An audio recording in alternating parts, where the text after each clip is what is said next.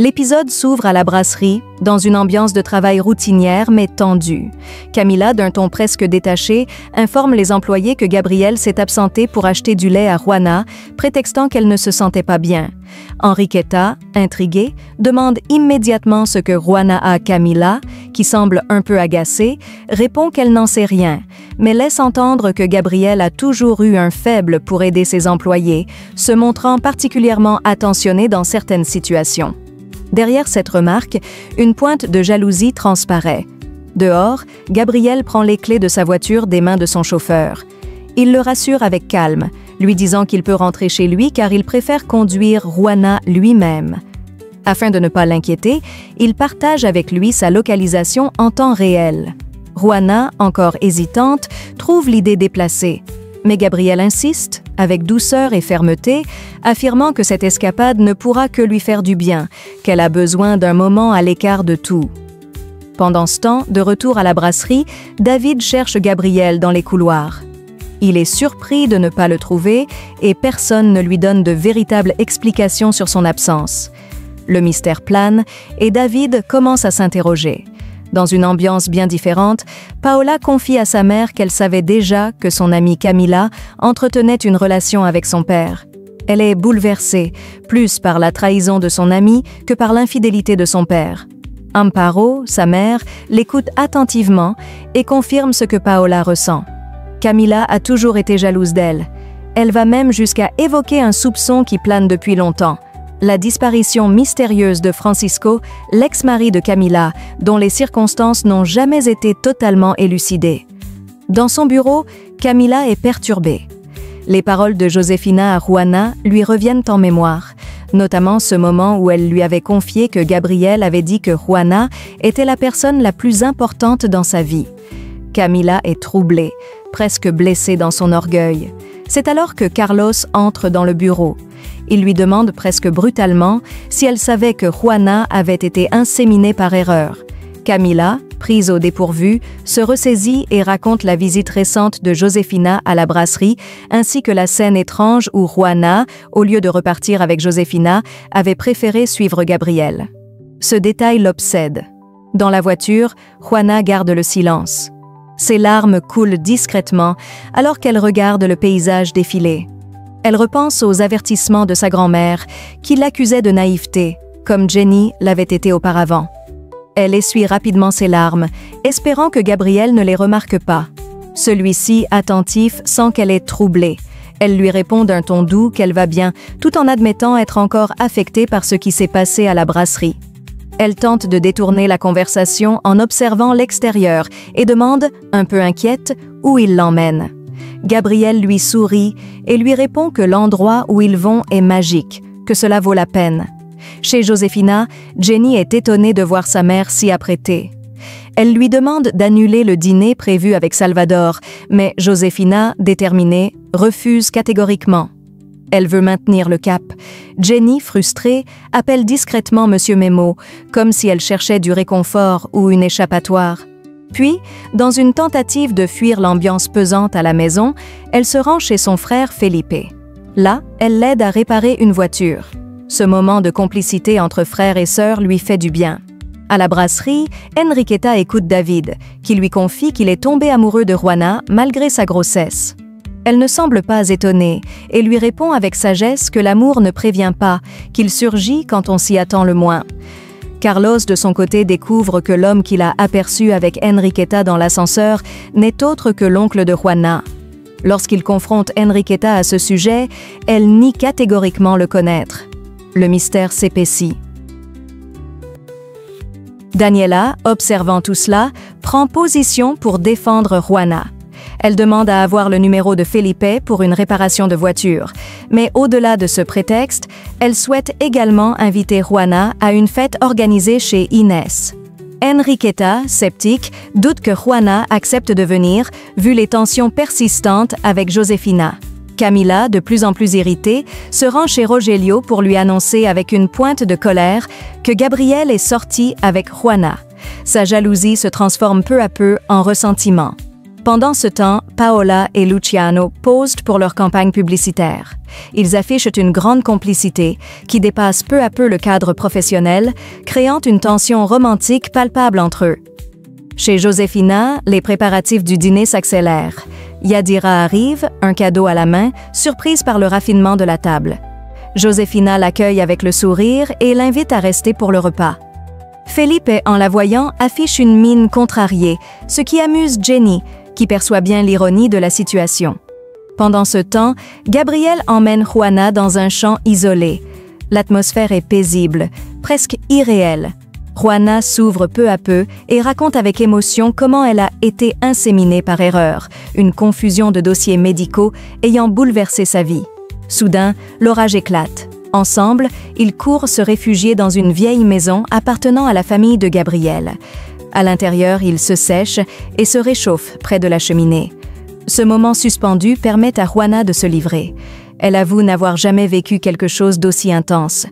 Gabriel lui parle alors de ses souvenirs d'enfance, de la chaleur humaine qu'il y a connue et de son désir profond de fonder une famille. Juana, touchée, le remercie pour cette parenthèse inattendue qui lui fait tant de bien. Alors, Gabriel se lance et lui avoue que Juana est réellement la personne la plus importante pour lui. Juana, bouleversée, lui confie qu'elle ne s'est jamais sentie ainsi avec quelqu'un et que l'arrivée soudaine de Gabriel dans sa vie, en même temps que son bébé, lui semble presque surnaturelle. Au même moment, Enriqueta appelle Felipe pour s'excuser de son comportement passé. Bien qu'il lui reproche, à juste titre, de l'avoir rejeté et humilié, elle lui propose de se retrouver autour d'un verre. Il décline poliment, évoquant un dîner familial, mais promet de la recontacter plus tard. Une fois l'appel terminé, tous deux affichent un sourire ému. Felipe saute de joie, comme un adolescent amoureux, tandis qu'Enriqueta laisse échapper un sourire radieux. Chez Gabriel, la soirée continue. Lui et Juana regardent des albums photos. Juana découvre une facette plus intime de Gabriel. Elle comprend mieux pourquoi il désire tant avoir des enfants, ce besoin profond d'amour, de transmission, de continuité. Alors qu'ils sont sur le point de s'embrasser, l'instant est interrompu par l'arrivée inattendue des gardiens de la maison. Le charme est rompu.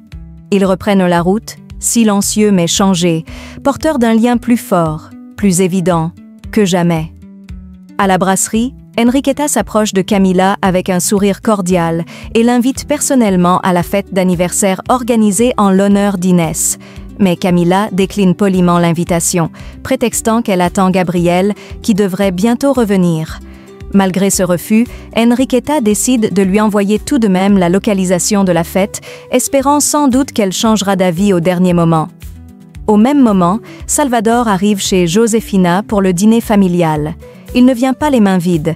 Il tend à chacun un petit présent, un geste attentionné pour montrer sa gratitude. Il offre un coffret à Felipe, un autre à Josefina et tend un bouquet de fleurs fraîches à Jenny. Mais cette dernière le repousse d'un air sec, manifestement contrarié. Josefina intervient aussitôt, lui lançant un regard réprobateur. Devant l'insistance de sa mère et les regards pesants autour de la table, Jenny se résigne finalement à accepter les fleurs à contre-cœur, sans cacher son malaise.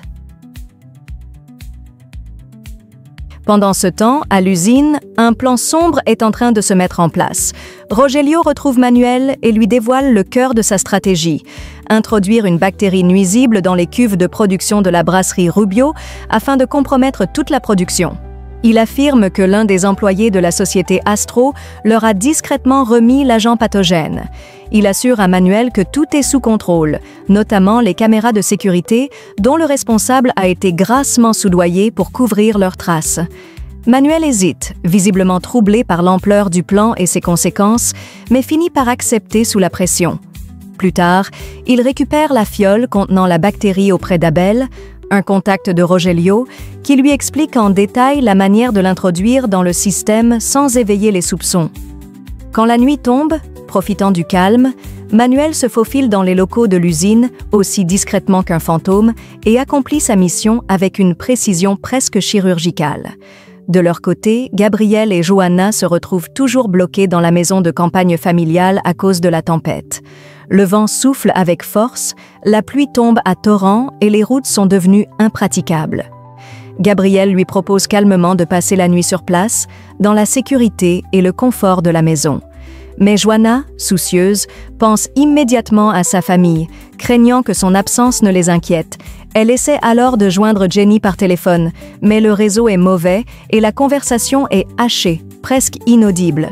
Malgré tout, Jenny comprend que sa sœur est coincée avec Gabriel quelque part et informe rapidement Josefina. Cette dernière, déjà tendue par la soirée, est aussitôt envahie par l'angoisse. Felipe, témoin de l'échange, tente de calmer leur mère, lui promettant que tout ira bien. Quelques instants plus tard, l'ambiance du dîner change radicalement avec l'arrivée de Yadira, qui pénètre dans la maison avec un grand sourire et un petit paquet dans les mains. Elle semble ravie d'être là, et son énergie est contagieuse. Puis, contre toute attente, Memo arrive à son tour, déclenchant un mélange de surprise et d'émotion parmi les convives. Même Josefina, qui ne s'attendait pas à le voir, accepte son cadeau d'un geste hésitant, mais sans hostilité. Les tensions de la soirée se dissipent légèrement dans cette atmosphère imprévue. Pendant ce temps, Gabriel, toujours inquiet, tente désespérément de joindre Paola pour l'informer de la situation, mais ses appels restent sans réponse. Paola est absorbée dans sa séance photo avec Luciano, où leur complicité professionnelle laisse peu à peu place à une intimité plus évidente. N'ayant pas d'autre option, Gabriel décide alors d'envoyer un message à la domestique de la maison pour qu'elle transmette l'information à sa femme dès qu'elle en aura l'occasion. De l'autre côté de la ville, la fête bat son plein chez Inès. Le personnel de la brasserie, détendu, célèbre l'événement avec enthousiasme.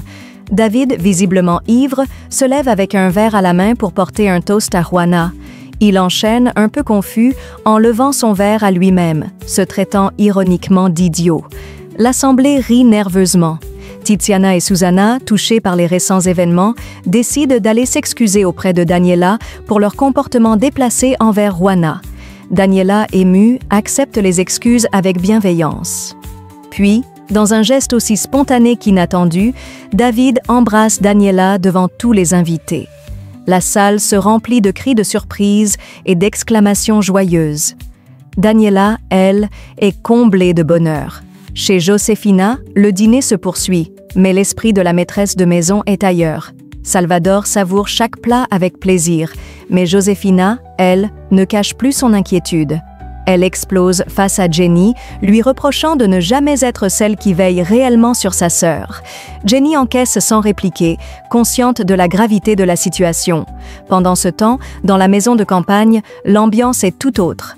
Juana, désormais vêtue d'une robe rouge prêtée par Gabriel, sort timidement de sa chambre en tenant des bougies pour éclairer la pièce, car l'électricité a été coupée par la tempête.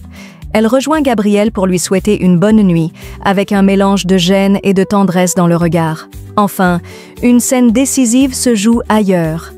Camila se rend chez Paola et, d'un ton calme mais chargé de sous-entendus, lui annonce que Gabriel est actuellement avec Juana et que cette dernière est en réalité la femme inséminée par erreur. Autrement dit, Juana Bravo porte bel et bien l'enfant de Gabriel. Le choc est total. Paola reste sans voix, abasourdie par la révélation qui remet en question tout ce qu'elle croyait maîtriser.